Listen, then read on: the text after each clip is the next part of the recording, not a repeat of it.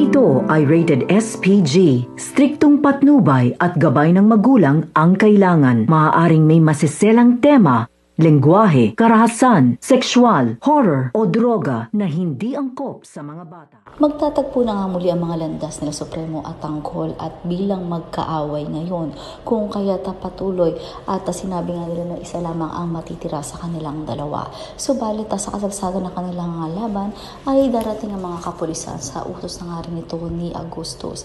Makikita nga nito ni Amanda na babaril nito ni Agustus etong si Primo kung kaya't siya ang lalapit upang humarang nga dito. Subalit ano nga ba ang magaganap? Magtatagumpay na nga ba itong si Agustus at tuluyan na nga ba na magkakawatak-watak ang grupo nito ni Tanggol at ni Supremo at tuluyan na nga ba silang magiging magkalaban? Lalo pat ngayon na medyo namimiligro ang buhay ni Amanda. So yan ang mga dapat nating abangan sa mas tumitinding mga bakbakan at aksyon dito nga lang sa paborito nating FPG's Batang Quiapo.